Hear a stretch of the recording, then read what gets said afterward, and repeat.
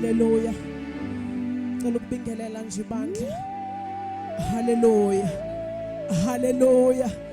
Cela ukubingelela umoya oyingcwele phakathi kwethu. Egameni lika Jesu ngiyabingelela mlilo odlayo. Ngiyabingelela uNkulunkulu.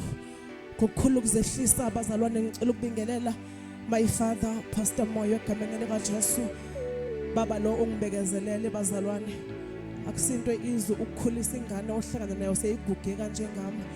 Kodwa ungibekezelele bazalwane. Ngiyamthanda kakhulu futhi ngiyambonga kakhulu ngokuthi uNkulunkulu angihlanganise naye. I believe ukuthi it was not a mistake. Hallelujah bazalwane. Ngicela simshayeleni izandla ezinkulu. Thank you Holy Spirit. Thank you Jesus. Thank you God. Ngicela ukubingelela umama Moyo. Hallelujah. Ngiyakubingelela ke mama. Ngiyakuthanda kakhulu. Ngiyazi ukuthi kuhlangana kwethu la kungomkhuleko wakho. Hallelujah. Uyasikhulekela uyazi malithi iBhayibheli umoya oyingcwele uyasibubulela. Umama wala ekhaya uyasibubulela enkosini bazalwane.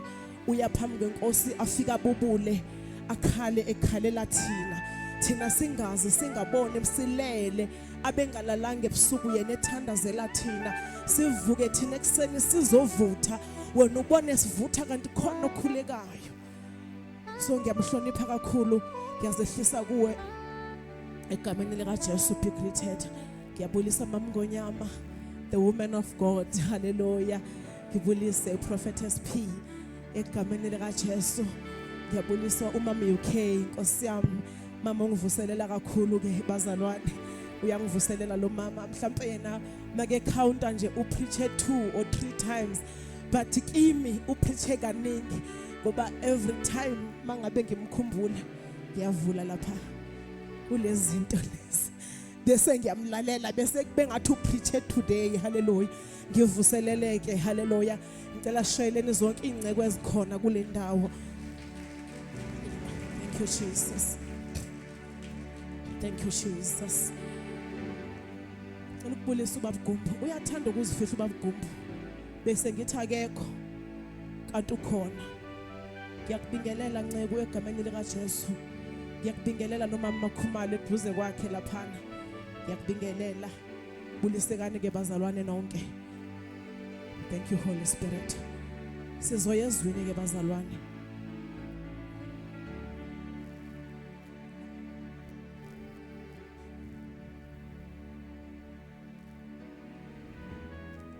Thank you Jesus.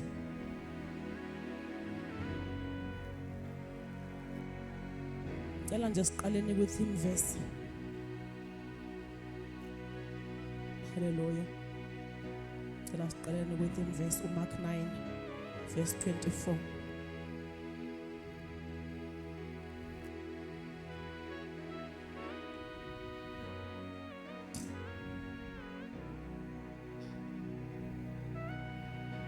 Mark chapter 9 verse 24. Immediately the boy's father exclaimed, I do believe, help me overcome my unbelief. Amen. Thank you Jesus. Ngizozifundela ngeyesulo. Hallelujah. Mark 9 ngicela uqala ku19 phele ku27. Waphendula wathi sizukulwana esingakholwayo koze kube nini nginani na? Koze kube nini nginibekezelela na? Yiletheni kimi. Bayiletha kuye. Kwathi umoya embona wayihlukumeza kakhulu. Hallelujah. Umoya embona kusho ukuthi imimoya iyabona. Ubambe lapho. Hallelujah. Wayihlukumeza kakhulu masinyane yawa phansi emhlabathini yaziginqa ikhihliza amagwebu. Wayesebuza kuyise ukuthi isikhathi sesingakanani ifikelwe yilokhu na? Wathi kwasebuntwaneni cela uphinde ubambe lapho ngoba lemvuselelo ibekelwe labo abahlushiwe kwasebuntwaneni angazi ukuthi mingaki iminyaka uzelwe kodwa kunezinto zahlanganiswa nawe kwasebuntwaneni wakhula nazo waze wazijwayela kwangathi kunormal, kumele uphile lempilo ayiphilayo ngoba kwasebuntanweni washadiswa nalomoya. Uthi ubaba wengane makaphendula uthi lo moya wamhlupha kwasebuntwaneni. Shuthi mangabe fika iFriday sizobe sihlukane nezinto esahlanganiswa nazo ebuntwaneni. Shokuthi ekuvuselelweni kokholo kunezinto siyahlukaniswa nazo esashadiswa nazo ebuntwaneni, esashadiswa nazo emindenini, esashadiswa nayo yimimoya yemindeni kwasebuntwaneni. Ubambe lapho uyiphonse kamningi emlilweni kuverse 22 nasemanzini ukuba ayibhubhise, kodwa uma unamandla ukwenza utho sihawukele usiswize. Uma unamandla, if you do have power, kukhuluma indoda ekhuluma noJesu ithi if uma ngabe unawo amandla.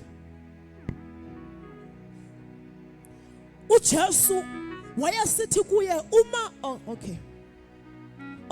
uJesu wayesithi kuye uma unamandla konke kungenzeka kokholwayo. Uyise womntwana wayesememeza masinyane wathi ngiyakholwa, siza ukungakholwa kwami. Ila sihleli khona namhlanje, ngiyakholwa, siza ukungakholwa kwami. uJesu esebona ukuthi isixuku sigijimela ndawonye wamkhuza umoya ongcolileyo wathi kuye, wena moya oyisimungulu nesithulu, ngiyakukuyala mina ngithi phuma kuye ungabe usangena kuye. Wamemeza, wamhlukumeza kakhulu, waphuma. Bazalwane, wamhlukumeza kakhulu sekezophuma. Uyazi kunezinto esiziyekayo sigive up kanti sezisihlukumeza kokugcina sokufika isikhathi sokuthi zizophuma. Lethi iBhayibheli wamemeza kakhulu uJesu sekemiyala. Kunabantu abamcela insindiso, bamcela ivangeli bese kushise kakhulu, bese baliyeke bathi angiyazi lento engiyithathile ngoba since ngiyithathile kuyashisa, kanti umoya uhlukumeza kakhulu because of the pressure coming from Jesus.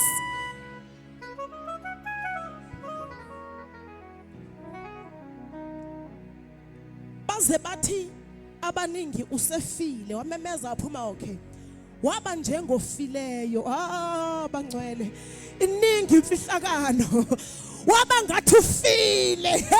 Baningi ababheka bathi lana sokuphelile, lana sokufile, lana akusekho into esengenzeka, lana emva kokuhlukumezeka walala komuntu ofile.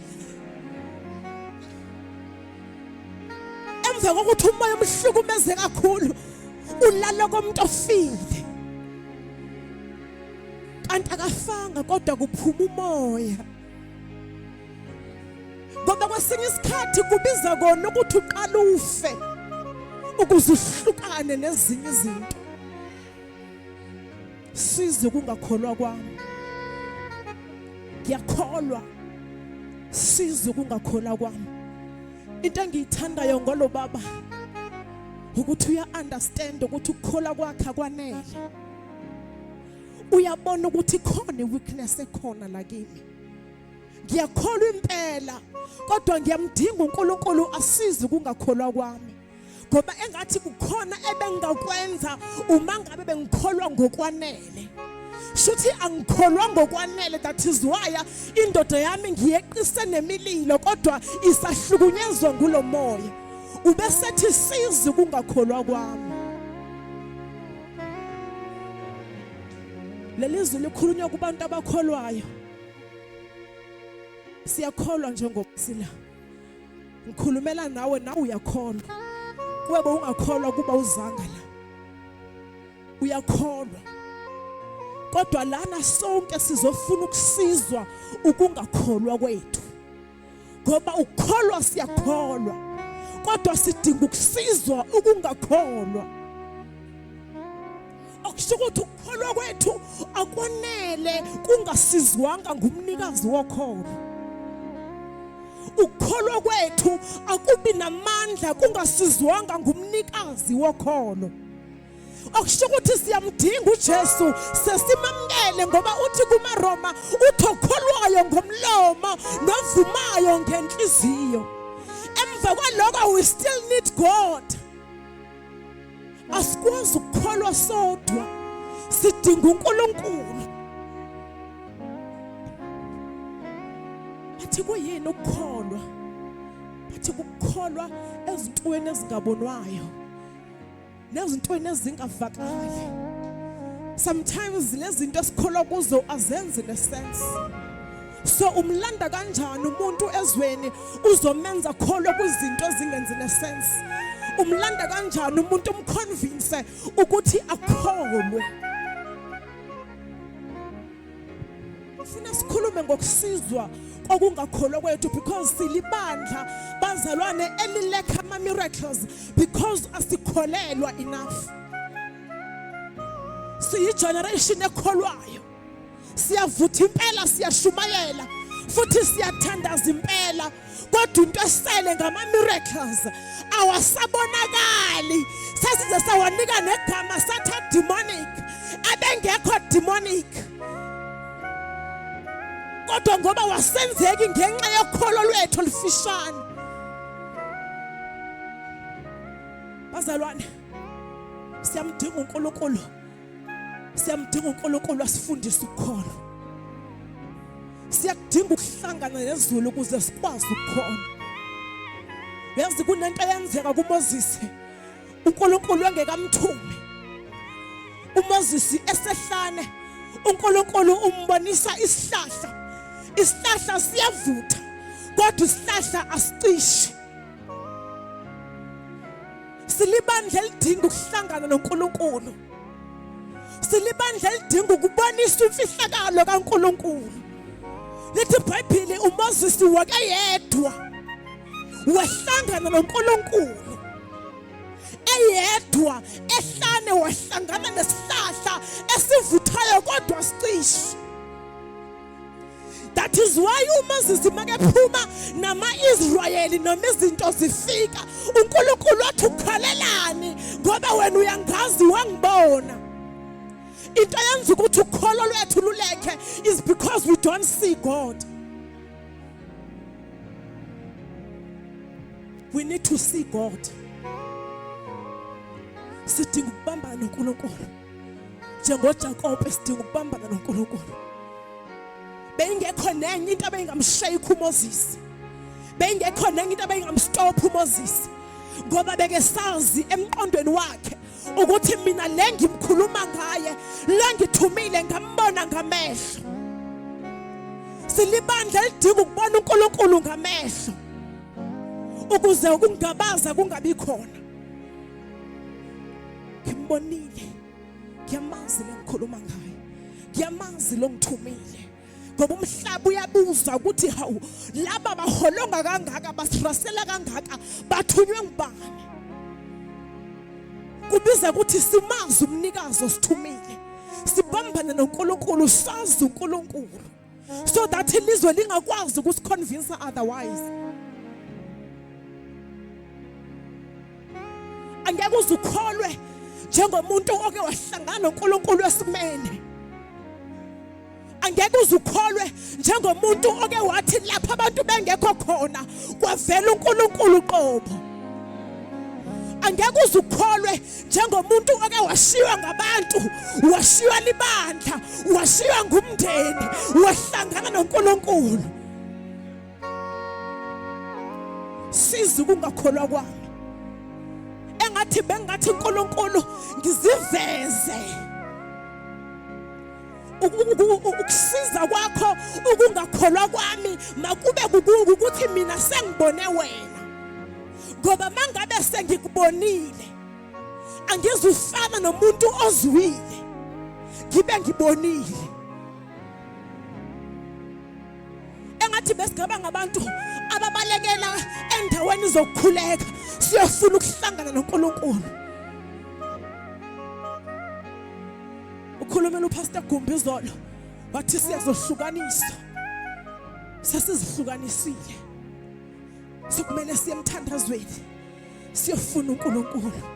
Siyohlangana noNkulunkulu. Yazi kungani ngikholwa kangaka? Ingoba ngambona uNkulunkulu.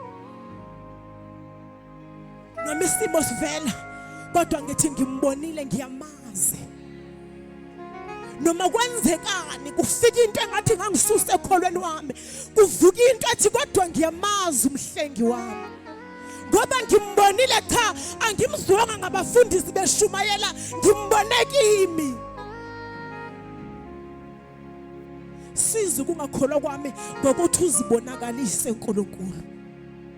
The only way esingasizeka ngayo ukholo lwethu ukuthi simbone uNkulunkulu. Singalandeli ngoba kulandelwa kodwa simbone uNkulunkulu. Before ngisindiswe ngekasindiswa uNkulunkulu aziveza kimi. That is why noma abantu bethini kodwa ngithi ukhona uNkulunkulu. Noma akangibusisanga kwamanje kodwa ukhona. Noma nginalutho kodwa ukhona. Ngoba wangibonisa isimanga waziveza ukuthi nginguNkulunkulu. Ngingamazi nokumazi ukuthi uNkulunkulu bakuthiwa uNkulunkulu kuthiwani. Wafika kimi uNkulunkulu wangihlukanisa umzimba nomoya. Ngawubona umoya wami, ngawubona umzimba wami ulele embhedeni. uNkulunkulu esiveza ubuNkulunkulu bakhe. Now there is no one who can convince me otherwise. Ngoba ngimbonile uNkulunkulu. Sidinga ukumbona uNkulunkulu. Siza ukungakholwa kwami. Siza ukungakholwa kwami. Ngoba umuntu oke wahlangana noNkulunkulu noma seke weyile phansi, noma isitha sesihleka sisithi wayevutha kakhulu manje kodwa seke wile. Ayi bazalwane, kodwa make ngakhumbula ukuthi ngeke ngahlangana noNkulunkulu. Uma ngabe ke wakhumbula ukuthi ngeke ngahlangana noNkulunkulu, zake zahluma inwele endodeni iboshwe ngamashayini. Akabuyiswa amandla endodeni seyihlekwa ngumphakathi. Sayikopolozwe ngisho amehlo.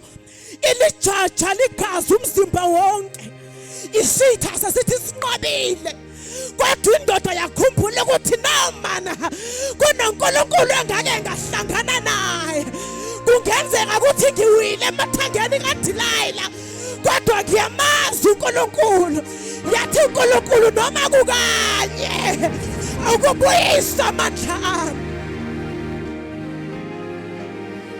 Ukuwa komuntu owazana noNkulunkulu akufani nokuwa komuntu ongakaze ambone uNkulunkulu. We need to pray ukuthi sibe an encounter with God. Sikhulumisane noNkulunkulu. Sidlule ebandleni siye kuNkulunkulu. Sidlule kumuntu siye kuNkulunkulu. Simazi noNkulunkulu okukhulunywa ngayo. Ngahluma inwele. iBhayibheli uSamson abantu akababulala ngalelo langa abalinganiswa nabantu akababulala sesemandleni wakhe. Siza ukungakholwa kwami. Ngiyakholwa impela kodwa siza ukungakholwa kwami. Bese lethi iBhayibheli siyonqoba ngisho ngama testimonies wethu. Uma ngabe sake sahlangana noNkulunkulu ukungakholwa lapho sokufika khona siyakhumbula emuva ukuthi ngake ngahamba lana bese kwavela uNkulunkulu, ngake ngangena esimeni kwavela uNkulunkulu, ngake ngalahlekelwa yiko konke kwavela uNkulunkulu, kwaye kwaphela kwala ngisho amandla okuthandaza kungasathandazeki kodwa kwavela uNkulunkulu.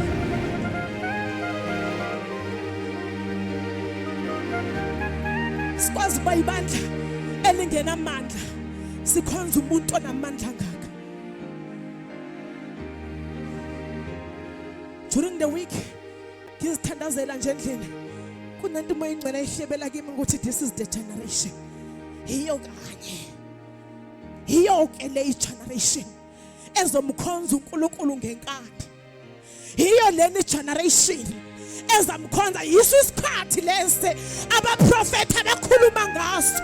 This is the time abaprofeti abakhuluma ngaso abathi kuyathulula umoya ongcwele phezu kwabo bayaprofita. This is the time ngoba ukungakholwa kwethu kuzosizwa. Babazalwane, le generation izokholwa sengathi iyahlanya le. Le generation le izokholwa kube ngathi salvation iyaqala, kube ngathi insindiso iyafika. Hiyo kanye le generation. Anginandaba ukuthi wena ubonani ngamehlo wakho, but this is the time and this is the generation. Thina sile generation ezoboshwa kuthi ababopheni laba. Yithi labo sile generation le ezoboshwa kuthi bathatheni nibafaka entilongweni. Yithi labo akukhulunywa ngezayo kukhulunywa ngathi. Siza kungakholwa kwethu. Siza yazi yini eyenza bathi bevalelwe entilongweni oAbednego badumise ingoba bebeke bambona uNkulunkulu. Awukwazi ukumbona uNkulunkulu mzalwane ungathandazi. Mangabe uhlangana noNkulunkulu Sandela Monday until Saturday uphila impilo yakho. Kuyabiza ukuhlangana noNkulunkulu. Kuyabiza uthoba kugumbuke kwizinto ezimnandi ngoba kufuna ukubona uNkulunkulu. Enganothi uNkulunkulu kuMoses uthi Moses batshele bazingcwalise babe sebekhuphukela entabeni bazohlangana nami kuzovuselela ukholo lwabo. Ngoba bathi Moses asimboni lo uNkulunkulu. Uleka uthi uNkulunkulu uthe nathi sifuna ukuzibonela yena. Uthi Moses batshele bazingcwalise ngoba bazalwane kunemfihlakalo ekuzingcwaliseni. Awukwazi ukuhlangana noNkulunkulu ungazingcwalisanga. Awukwazi ukuhlangana naye ungekho ngcwele. Uzothi siqamba amanga sithi ukhulumile kanti wena ufunanga ukuzingcwalisa. Uzothi siqamba amanga siyaprofeta kanti wena ufuna ukuzingcwalisa. Uzothi siqamba amanga masithi sibeke izandla amadimoni aphume kanti thina kunezinto esizincamayo bese siyazingcwalisa.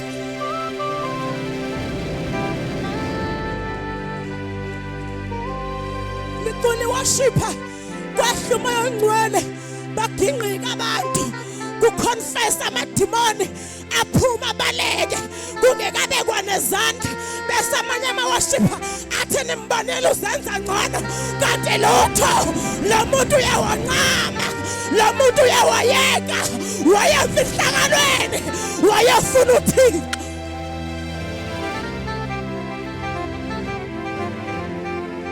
Siyancama bazalwane, siyancama. Yazi ukuthi mawuzikhumbula nokukhuluma noProphetess P lapha ngithi we are very young man for the life we are living. Kodwa kuyakubiza ngoba khona sikuncamile ukuba kulotshiwe ngelinye ilanga sengimdala sokuphelile konke kwami ngiyamkhumbuza uNkulunkulu ngithi uyakhumbula ukuthi in my 30s abantanga zami zazigroove kodwa mina ngangisendlini yakho ngikhonza wena weNkulunkulu awungenzela umusa ngoba manje ngisakwazi ukuyagroove kodwa ngesikhathi ekwakumele ngiye emgrooveni ngaso ngancama ngazokhonza wena.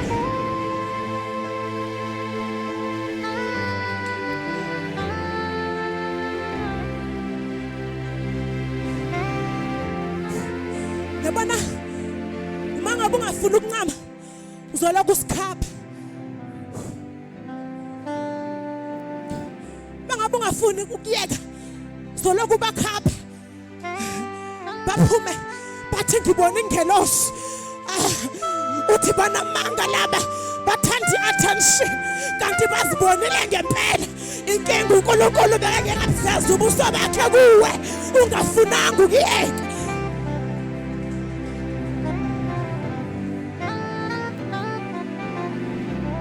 Bazalwane, this is the generation. Ayikwenye. Ayikwenye. Hiyo le. Ayikwenye. Sivuselele uNkulunkulu ngoba ayikwenye.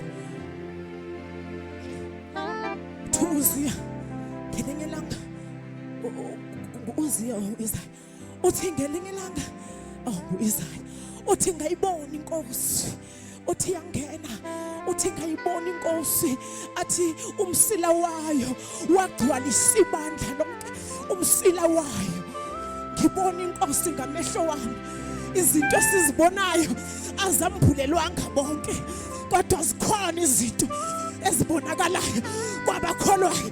That is why ethi Jesu athi lokhu mina ngikwenzayo nina niyokwenza even more ngoba zikhona izinto eziboniswa abantu aba ready to give up impilo yasemhlabeni.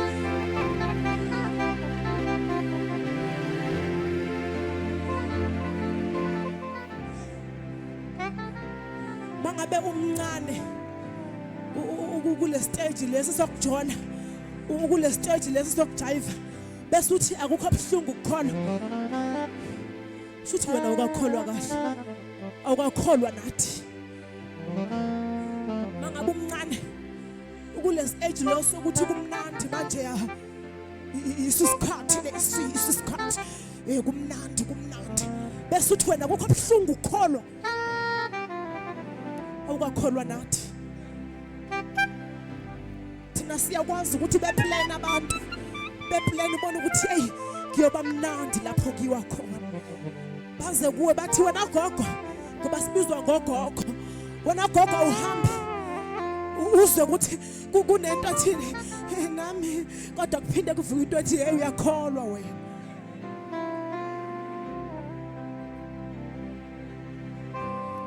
Thi ngokufa kwekumkani uziya ngoba kunezinto kumele zife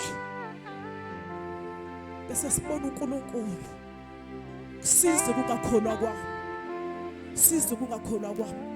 Engihluphile leti mfundisi engihluphile ngibuye emsebenzini ngoba ngisebenza esibhedlela futhi kulamalanga athi bayangicupha bavele bangilahlele ICU la wonke umuntu ekhamisile ungekho shona ukuthi uyaphila lona akaphili bavele bangilahlela khona. So on my way back ngizoshumayela ngithi uNkulunkulu size kungakholwa kwami ngoba every time makufika into ethi khulekela labantu kufika into ethi bazothina belungu bese ngikhuleka ngenhliziyo kanti mhlawumbe bokudingeka isandla ngikhuleka ngenhliziyo kanti bokudingeka isandla. Ni generation enjani nina eningakholwa kanti ngiyoba nani kuze kube nini ngiyoba nani kuze kube nini ngoba nikholwa.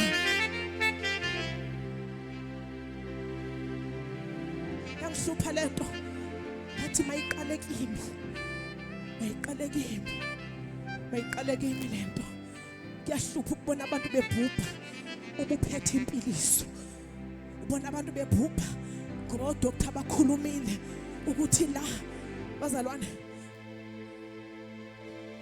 engathi kuyobuzwa kimi ukuthi wababona belele bese wena wenzani ngoba ngiyababona belele ngibabona ukuthi la udokotela seke account nje futhi mangibuya after 3 days ukuthi hayi lo aseke hambile kube into enormal esibhedlela kuba into enormal ukufa komuntu kuba into enormal nje ukuthi usekhona hamba nombheka usekhona uyahamba loya bese nami ngikhona lapho Nkosi yami anginawo namahloni ngiphethe impiliso size kungakholwa kwami.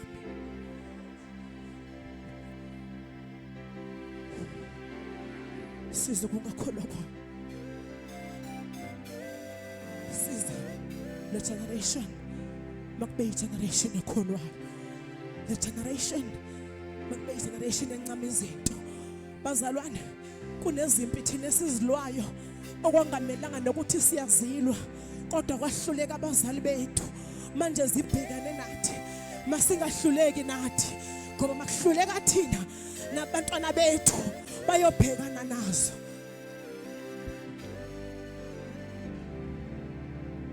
Ake ngakhuluma kwelinye ilanga ku TikTok, ngisumuntu ofana khuluma, kodwa kwakuvukile kimi uNkulunkulu angibuyisele emuva ukuthi uyakhumbula ubhuti wakho egula nje every day, kuyaqhunyiswa kuyashunqiswa.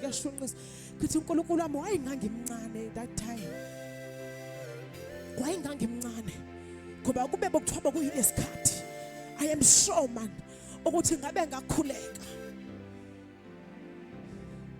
Umama was a very brave woman bazalwane, kodwa into wakisho ukuthi engathi lokugula ngavele kusuke la kungene kimi ngoba umntana wami ngiyambona ukuthi usebuhlungwini, ukuthi makukhuleka wayengayicabangi lento, kodwa nje wayecabanga ukuthi uNkulunkulu akusenzeki ukuthi lento iphume kuye ingene kimi.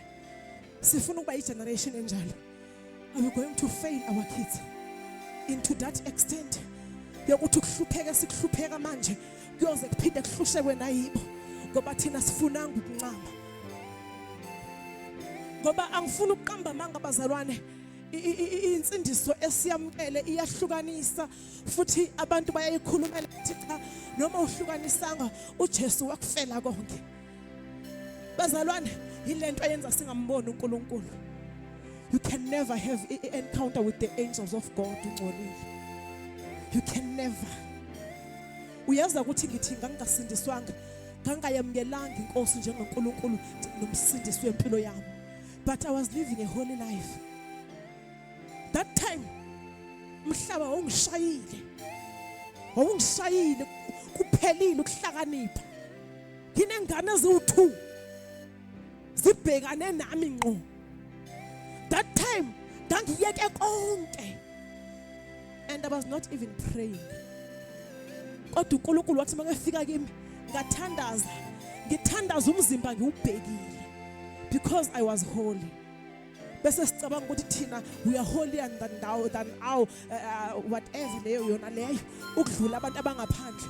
Kunabantu abangaphandle abangekasiphakamisa isandla kodwa bayihloniphayo imizimba yabo, abalihloniphayo itempile likaNkulunkulu ngoba bayazi ukuthi uNkulunkulu uhlala etempileni. Masibabheka sisidala laba basindiswanga, siyababona laba abayinase church laba, kodwa thina sisindiswa ngamaSundays ukuze kusizeke ukungakholwa kwethu, ukuze sizibone ingelosi, ukuze sizibeke izandla abantu baphile, ukuze ama miracles enzeke. We need to purify ourselves ngoba yiyo generation ayikho enye. Size kungakholwa kwami ngokuthi ungiqondise uNkulunkulu, size kungakholwa kwami ngokuthi ungifundise imiyalo yakho, siza ukungakholwa kwami ngokuthi unginikeze iself control. Angithi iBhayibheli lithi nikelani ngemizimba yenu ibe ngumhlatshelo, nikelani ngayo ibe ngumhlatshelo omuhle phambi kwaNkulunkulu.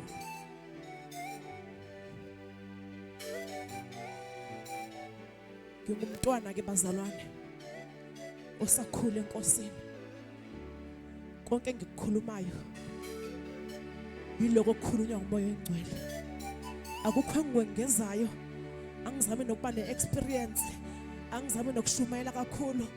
Every time angizoma la the struggles that I face, ngiyakubelieve wena ngibona sengila ngikhuluma noNkulunkulu langa lonke ngithi uNkulunkulu kuyofike ngithini mina ebantwaneni bakho, ngiphathwe nayisisu, ngiphathwe izinto eziningi, kodwa uMoya oNgcwele afika khuluma. Ngizosuka kule ndawo kodwa ngicela ukuthi ungalideli izwi likaNkulunkulu, ungalideleli izwi likaNkulunkulu ngoba I know ukuthi uNkulunkulu akakhulume singekho isizathu. Ungalideleli izwi likaNkulunkulu. mhlawumbe liphuma kuyinto engelutho efana nami kodwa ungalideleli izwi likaNkulunkulu. Ngiyabonga.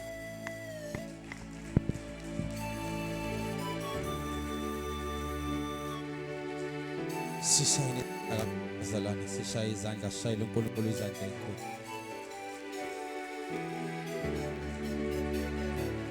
Oh Jesus. Oh Jesus. Yo. Hallelujah. Hallelujah. Onendlebe wenze njani? Onendlebe wenze njani bazalwane?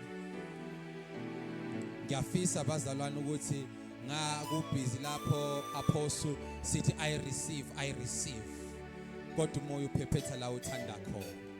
Uqala umfundisi Gumbizolo wathi asibuyele nenkosini bazalwane.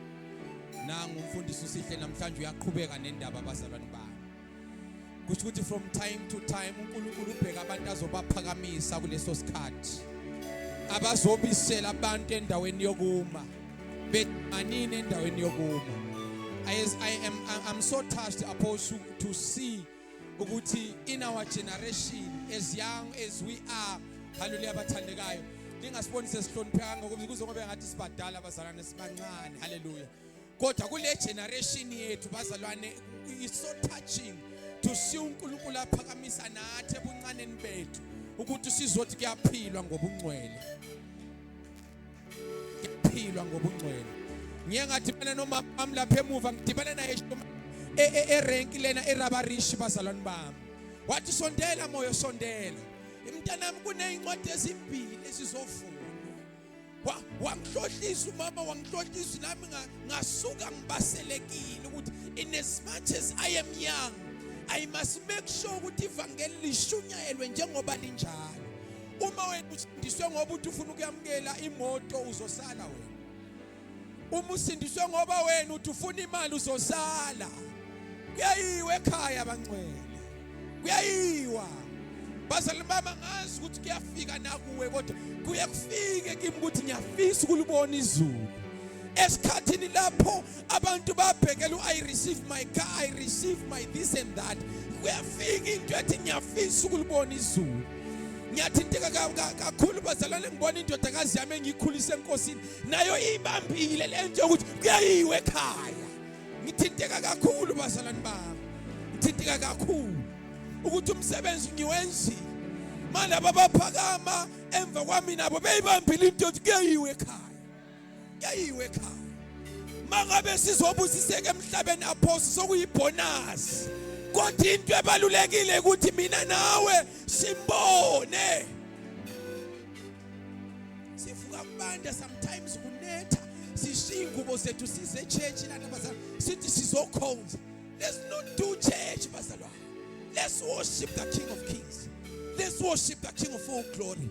The one who is coming soon. Sooner than we expect bazalwane bami. Kunombuzo obuzwe ngumfundisi uGumbizolo ukuthi sibangaka silindele umntwana. Sibangaka silindele bazalwane bami. Sibangaka silindele ukuthi ma engaqhamuka uphuma lapho kube mhlophe. Kube mhlophe kukhanye. Lishwi icilongo uphuma la. Sibangaka silindele ukungena. Mbona izolo umfundisi uGumbe bize altar call ukuthi abantu ababuyele enkosini. Ngababona abantu khona la beqinisa amakhanda kodwa uNkulunkulu nembezesho kodwa abantu baqinisa amakhanda bethi not now, not now, not now. Ungafi sikhona siloku sishumayela. Ungafi siloku sikuncenga sithi woza. Napa befundisi bazalwane bami. Mangiza netheme ethi help my unbelief. Bengazi ukuthi indaba izodivert ibheke ebungcweleni. Bengazi ukuthi indaba izodivert ibheke ukuhambeni kahle noNkulunkulu. Kodwa uNkulunkulu bazalwane uthandile ukuthi makubethe. Bazalwane bami. Bazalwane abasindisiweyo. Asiphileni lento. Asibonisa ngempela ukuthi sisindisiwe. Ungabilana nje hayi thina sijwayele ukemvuselelweni siyeshaya ithomo uzoshaya ithomoya. Uzoshaya ithomoya. By now usukhohlwe nokuthi ubujiva kanjani lana but izwi leli lizokuthwala. thatha nanti izwi. Thatha nanti izwi. Nanti izwi lenkosi. Pastor Sylvia talking about worship. Mina my version of a worship. Mina mangithiwa a worshiper, when a worshiper is described, i-version ye worshiper enginayo la emqondweni ukuthi mase kuke kwahlabelela i-worship kungasali kwadimoni elimile, kungasali umuntu ogulayo, kungasali umuntu oboshiwe uma kuke kwahlabelela i-worship. Kodwa sihlathelelo ngabantu abanezindaba, abanemthwala yabo, bazalana sizeni sonke enkosini.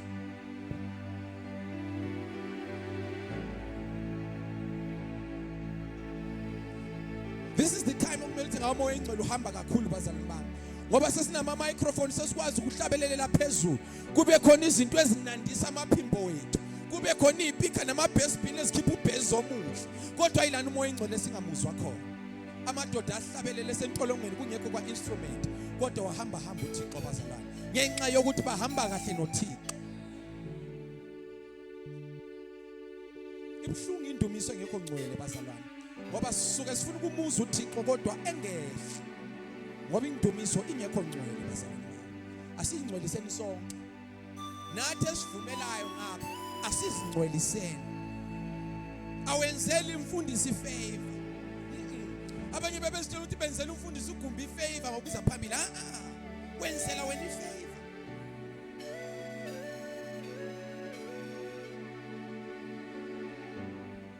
Wenzela umsebenzi mfundisi.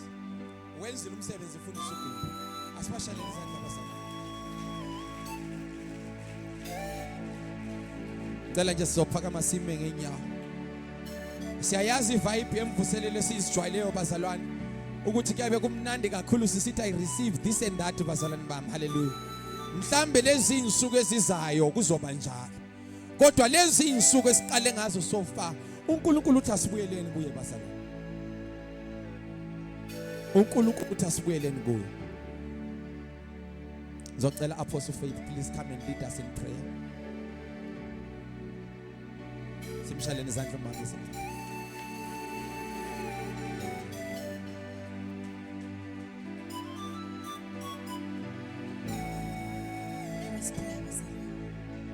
Father, in the name of Jesus, we worship you in this place, oh God. We thank you for your word. We thank you for the seed that has come to us this evening. In the name of Jesus, siyabonga uNkulunkulu othembekileyo. Mando kolobo shika mahasaya. In the name of Jesus, you are a God of miracles. Lord, in the name of Jesus, we thank you that you are rebuking the church, you are rebuking us, because you want to do your miracles in our midst. Lord, we pray that you help us to separate ourselves. Help us to live holy lives. Help us to fear you. Singakujwayeli uNkulunkulu ngoba senza egameni lika Jesu Kristu waseNazaretha. Lord, we pray this evening that, oh my God, your word will remain in us and it shall work in us, oh God. That today we shall take decisions to change our lifestyles, to change the way we do things. Hulamando kosila bahasa, Rebeke shali bahasonto kobosaya. uNkulunkulu bazalwane uyafuna ukusebenza phakathi wethu. Kodwa udinga ibandla that will separate the church, that will fear him, for him to show himself, for him to do things that we cannot do on our own, for people to be healed. He wants a church that is holy. He's looking for a people that will separate themselves. Father, we thank you. Father, we give you praise. Mawumfundisa shumayela kulenda kufika izwi ebengishumayela ngesande ngithi seek ye first the kingdom of God and its righteousness, and all these things will follow. Bazalwane, isikhathi sokuthi sifuna ubuso kaNkulunkulu, singadingi into zakhe kuphela, singadingi imoto kuphela, singadingi imshado kodwa kamasidinge umbuso wakhe. Konke lokho esikufunayo kuyosilandela. Hallelujah bazalwane. God is still speaking. On Sunday I was telling the church the same the message that I heard yesterday, and today is still continuing to speak to us. Let us repent, church of God. Let us stop to play, church. Ngoba sesijwayele siyadlala esontweni. Ngoba I'm gifted ngiyafika la ngifike ngishumayela into zihambe. Qhubeke ngiyodlala ngoNkulunkulu. Fike lana ngidumise abantu baphakamisa izandla. Ngicabanga ukuthi kwenzakele kanti we have to go deeper. People must be healed. People must be healed. People must be delivered. But I want to pray right now. Before we pray for people, because I believe every time we come in the presence, God is with us. And people cannot go back with the baggage they came in with. People cannot go with problems they came in with. There are pastors in this place and we are going to lay our hands on people. Hallelujah. But we need to repent first before we pray for people. Hallelujah. I want us to raise our hands to God. Please make a decision. Don't go back. Don't go back to the world. Nathi sike sadlala ngoNkulunkulu. Kodwa kwafika izwi satshintsha abazalwane. We decided to live for God. It pays to live for God. There are benefits to live for God. Hallelujah. Father, in the name of Jesus, we come before you as your people. We repent.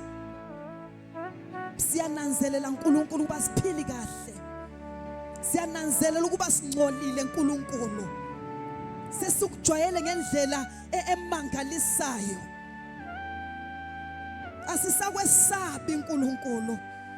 Siyakwazi ukubona namhlanje sifike sime kuma pulpit sikhulume sibiza igama lakho. And we'll be calling your name in vain. Lord, we repent this evening. Lord, we pray that, oh God, you will help us. Help our unbelief. Help us, oh God, to live for you. Be praying where you are standing there. Ask the Holy Spirit to help you to live for God. Help us. Young people, ask God right now.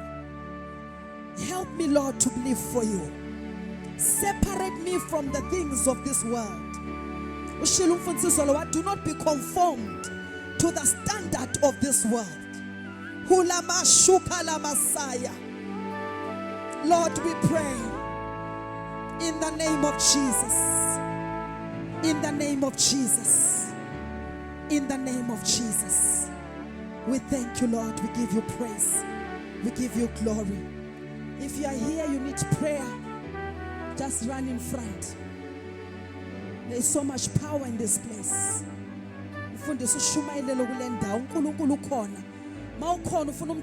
Whatever condition you have, we know God is here. He's going to help. It's not us, but it is Him. He is here to help somebody in this place. Do not sit down and go back the same, but come believing God. Come believing God. Come trusting Him. He's going to change your situation. Just believe. Just believe. Elamo siya kata. Elamo shando kosia. Mandolobo kosila mahasa. Rikabashilebo santo kobosaya. Hilamanto kosila mahasaya. Whenever Jesus will go to a place, the Bible says the crowds will follow Him. And whenever the crowds will follow Jesus, they were not going back the same way they came into His presence. I believe Jesus is here, and He's here to touch lives. He's here to deliver people. Humalama sukabahaya. We are going to pray for you. The pastors, they are going to help me as we pray for you. In the name of Jesus.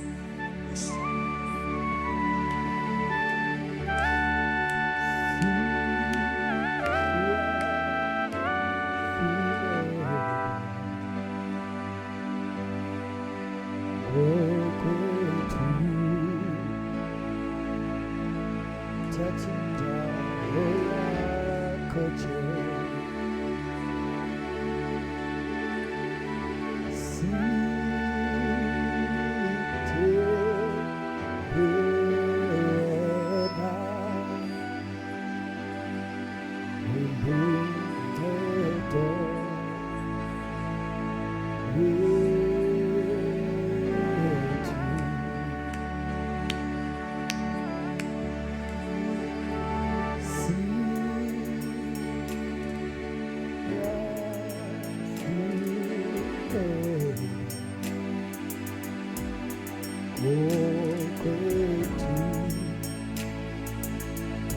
Touching down, oh yeah,